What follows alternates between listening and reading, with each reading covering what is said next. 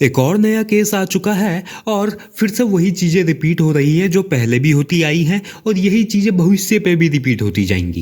Cases पहले भी आते थे, अब भी आते हैं और भविष्य पे भी आते जाएंगे, लेकिन हम सॉल्यूशन बिल्कुल नहीं निकालेंगे। हम केवल एक बकरा निकालेंगे, एक जोकर निकालेंगे जिसको हम ब्लेम करेंगे, जिसको हम थ्रेट्स भेजेंगे, उसको धमकियाँ देंगे, उसको गाली देंगे, लेकिन हम सॉल्यूशन तो बिल्कुल ही नहीं निकालेंगे। हम दो हिस्सों में बट जाएंगे, दोनों हिस्सों में गटर पे रहेंगे, फिर गटर से बाहर आएंगे, एक दूसरे पे गटर का पानी फेंकेंगे, फिर उसके बाद अपने गटर का ढक्कन लगा के वापस चले जाएंगे। यही हर बार होता आया है, यही हर बार होता आएगा। मैंने पिछली वीडियो में यही बात बोली थी कि KIIT वाले केस में फेमिनिस्ट और मिसोजिनिस्ट दोनों के दोनों कहीं गायब हो रखे हैं। तुम एक ये छोटी सी चीज नोटिस करना, जिस भी केस में किसी फीमेल को ब्लेम किया जा सकता है, गलती साबित हो ना हो फर्क नहीं पड़ता है। अगर तुम ब्लेम कर सकते हो तो सारे मिसोजिनिस्ट बाहर आके गालियां बकना स्टार्ट कर देते हैं और स्यूडो फेमिनिस्ट तभी बाहर आते हैं जब कोई हाइप्ड अप केस सामने आता है। ये केवल सिलेक्टिव केसेस में ही बात करेंगे जिससे इनको पब्लिसिटी मिलती है। भाई मेल्स को जस्टिस मिलता ही नहीं है, उनके फेवर पे लॉ ही नहीं है। फीमेल्स के सपोर्ट पे लॉ है,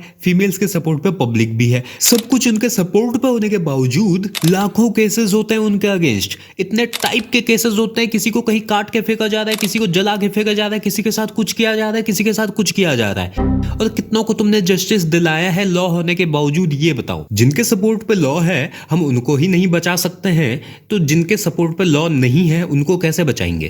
भाई तो तू सॉल्यूशन बता देना जरा। सॉल्यूशन यही है कि हमें अपनी स्लेव मेंटेलिटी को खत्म करना होगा और सबसे पहले तो अपना ईगो सेटिस्फाई करने की आदत को छोड़ना पड़ेगा। अपने अहंकार को काबू में करना सीखो। देखो, जिंदगी जो है वो ड्राइविंग की तरह है। हम जब गाड़ी चलाते हैं तो हम सामने और लेफ्ट राइट देख के चलाते हैं कि हमारी गाड़ी किसी को टच ना करे, हम किसी को ठोक ना दे, और इसी विश्वास पे हम आगे बढ़ते हैं कि बाकी भी हमारी गाड़ी को टच ना करें। अब कुछ कुछ एक्सीडेंट्स गलती से हो जाते हैं, हम मानते हैं, लेकिन अगर तुम जानबूझ के किसी की गाड़ी को ठोक रहे हो या तेज चला रहे हो या मैं हो चुका हूं परेशान।